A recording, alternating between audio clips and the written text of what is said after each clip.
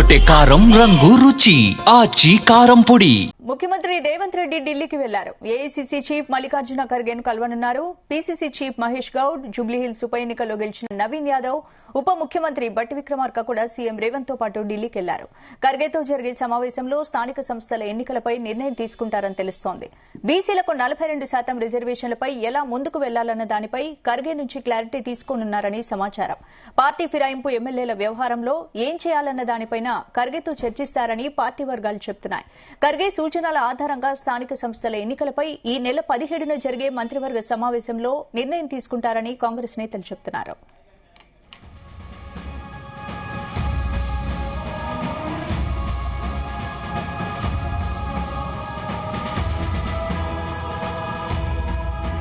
ముఖ్యమంత్రి రేవంత్ రెడ్డి ఢిల్లీకి వెళ్లారు. ఏఐసీసీ చీఫ్ మల్లికార్జున ఖర్గేను కలవనున్నారు. ఇందుకు సంబంధించి పూర్తి అప్డేట్స్ మా ప్రతినిధి వంశీ అందిస్తారు. వంశీ, సీఎం రేవంత్ రెడ్డి మరోసారి ఈరోజు ఉదయం ఢిల్లీకి వెళ్ళినటువంటి పరిస్థితి మనం చూస్తా ఉన్నాము. ప్రధానంగా రెండు అంశాలపైన అటు ఏదైతే ఏఐసీసీ అధ్యక్షుడు ఖర్గేతో సమావేశం కానున్నారని కూడా ప్రధానంగా తెలుస్తోంది. ఒకటి 42% బీసీల రిజర్వేషన్ కి సంబంధించినటువంటి అంశం కావచ్చు, రెండోది పార్టీ ఫిరాయింపులకు సంబంధించినటువంటి అంశం కావచ్చు.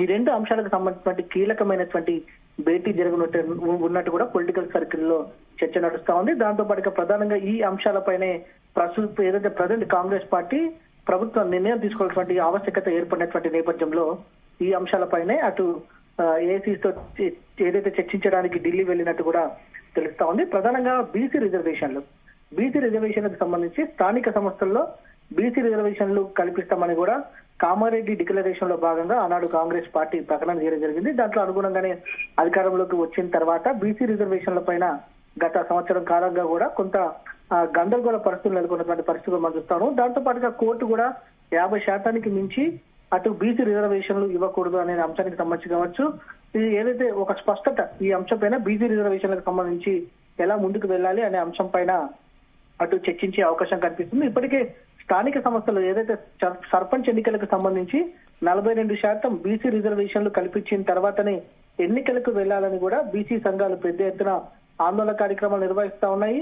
ఇప్పటికే అన్ని పార్టీలు కూడా మద్దతు ఇచ్చినా కూడా ఎందుకు బీసీ రిజర్వేషన్ల పైన నిర్ణయం రావడం లేదు, ఏదైతే కోర్టులో కూడా పోరాడుతున్నటువంటి ప్రభుత్వం కూడా ఎందుకు పోరాడటం లేదు, చిత్తశుద్ధి కాంగ్రెస్ పార్టీకి లోపించిందని బీసీ సంఘాలు కావచ్చు పలు పార్టీల నాయకులు ఆరోపిస్తున్నటువంటి నేపథ్యంలో కూడా బీసీ రిజర్వేషన్ కు సంబంధించినటువంటి అంశంపై ఎలా ముందుకు వెళ్లాలి అనే అంశానికి సంబంధించి కూడా కాంగ్రెస్ అధిష్టానంతో సీఎం రేవంత్ రెడ్డి భేటీ కానున్నారు.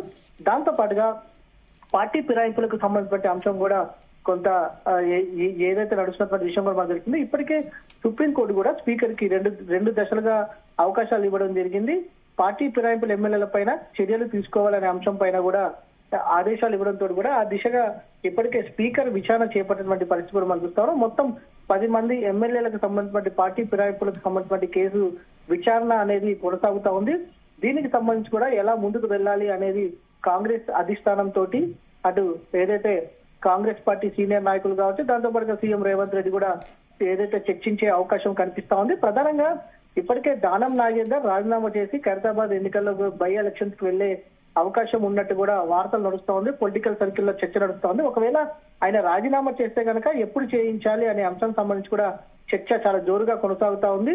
మొత్తం మీద అటు బీసీ రిజర్వేషన్ సంబంధించిన అంశం కావచ్చు, దాంతో పాటుగా స్థానిక సంస్థల ఎన్నికలకు సంబంధించి కూడా ఒక క్లారిటీ వచ్చే అవకాశం ఉంది. దాంట్లో కావచ్చు, దాంతో పాటుగా జూబ్లీహిల్స్ ఉప ఎన్నికల్లో ఏదైతే గెలిచినటువంటి నవీన్ కుమార్ యాదవ్ కూడా అటు కాంగ్రెస్ పెద్దల్ని కలవనున్నారు. ప్రధానంగా ఏదైతే ఈ రెండు అంశాలతో పాటుగా వీరు కూడా కలిసి పలు అంశాలపైన కీలకమైనటువంటి అంశాలపైన చర్చించే అవకాశం ఉంది. ఈ నెల 17వ తేదీన అటు ఏదైతే కేబినెట్ సమావేశం జరగనున్నటువంటి నేపథ్యంలో స్థానిక సంస్థల ఎన్నికలపైన ఒక క్లారిటీ వచ్చే అవకాశం ఉంది.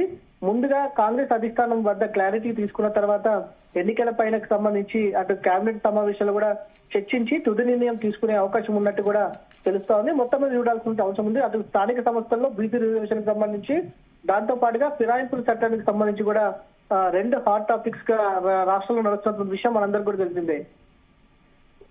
అంటే వంశీ, ఇప్పుడు ఫిరాయింపు ఎమ్మెల్యేలకు సంబంధించి ఇప్పుడు యాక్షన్ తీసుకోకపోతే కాంగ్రెస్ లో అసంతృప్తి పెరుగుతుందనే విమర్శలు వస్తున్నాయి. మరి ఫిరాయింపు ఎమ్మెల్యేల వ్యవహారంపై ఏమైనా డిసిషన్ తీసుకోబోతున్నారా? డిస్క్వాలిఫికేషన్లు ఏమైనా చేసే అవకాశం ఉందా?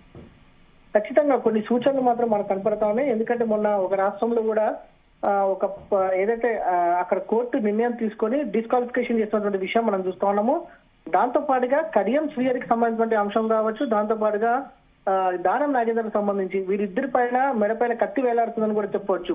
ఎందుకంటే ఇప్పటి వరకు కూడా స్పీకర్ నోటీసులు ఇచ్చినా కూడా మిగతా 8 మంది ఎమ్మెల్యేలు విచారణకు హాజరయ్యారు, వారికి సంబంధించిన అడ్వకేట్స్ విచారణకు హాజరయ్యారు. కానీ ఇప్పటి వరకు కడియం శ్రీహరికి సంబంధించి కావచ్చు, దానం నాగేందర్కి సంబంధించిన విచారణకు నోటీసులు ఇచ్చినా కూడా ఇప్పటి వరకు వారి దగ్గర నుంచి ఎలాంటి స్పందన లేదు, ఆ నోటీసులకు రిప్లై లేదు.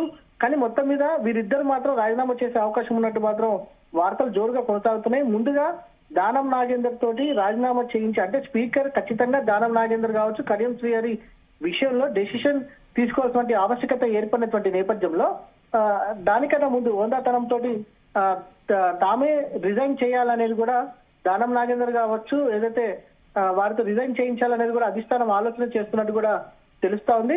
ఇప్పటికే కాంగ్రెస్ పార్టీకి సంబంధించి కూడా కావచ్చు, ఫిరాయింపుల ఎమ్మెల్యేలకు సంబంధించి కూడా కొంత గందరగోళ పరిస్థితులు ఏర్పడ్డాయి, ఆందోళనకరమైనటువంటి పరిస్థితులు ఏర్పడ్డాయి. ఒకవేళ కోర్టు ఇన్వాల్వ్మెంట్ అయితే కనుక పరిస్థితి ఎలా ఉంటుంది అనేది కూడా ఒక ఇంత ఆందోళనకరమైనటువంటి అంశంగా కాంగ్రెస్ పార్టీకి చెందినటువంటి ఏదైతే ఎమ్మెల్యేలు ఆలోచన చేస్తా ఉన్నారు. దాంతో పాటుగా ఇప్పటికే బీఆర్ఎస్ పార్టీ కూడా కోర్టు ద్వారా ఎప్పటికప్పుడు అటు ఒత్తిడి చేస్తున్నటువంటి సందర్భం కూడా మనకు కనిపిస్తా ఉంది.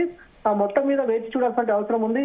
ఒకవేళ పార్టీ ఫిరాయింపుల ఎమ్మెల్యేలు రాజీనామాకు సిద్ధపడతారా, లేకపోతే స్పీకర్ కి డెసిషన్ వదిలేస్తారా, లేకపోతే దాంతో పాటుగా స్థానిక సంస్థల రిజర్వేషన్ కి సంబంధించి కాంగ్రెస్ అధిష్టానం అటు ఇటు రాష్ట్ర ప్రభుత్వానికి సీఎం రేవంత్ రెడ్డికి ఎలాంటి గైడ్ చేయనున్నది మాత్రం ఒక ఇంత ఆసక్తి నెలకొంది.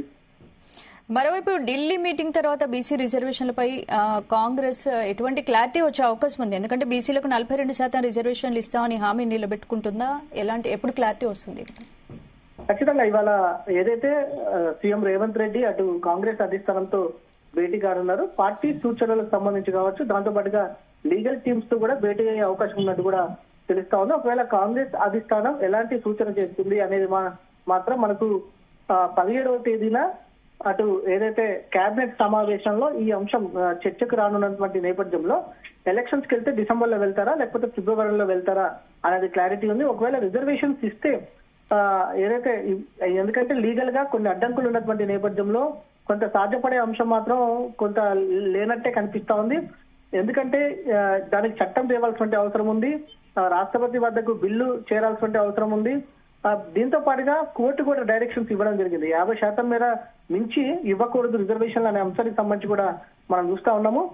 ప్రధానంగా కాంగ్రెస్ అధిష్టానం ఈ అంశం పైన రాష్ట్ర ప్రభుత్వానికి, ఇక్కడ ఉన్నటువంటి కాంగ్రెస్ కి ఎలాంటి డైరెక్షన్ చేస్తా ఉంది అనే అంశానికి సంబంధించి ఎన్నికలు నిర్వహిస్తారా, నిర్వహించరా, నిర్వహిస్తే ఎప్పుడు నిర్వహిస్తారు అనే అంశానికి సంబంధించి కావచ్చు. దీనికి సంబంధించి ఒక క్లారిటీ మాత్రం కేబినెట్ సమావేశం 17వ తేదీన జరగనున్నటువంటి నేపథ్యంలో ఆ రోజు క్లారిటీ వచ్చే అవకాశం ఉంది.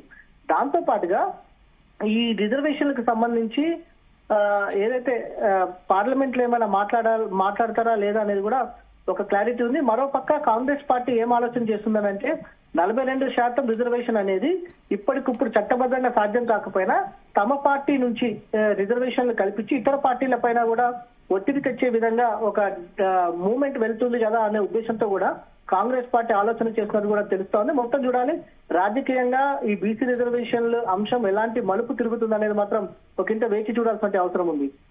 Right, thank you Vamsi.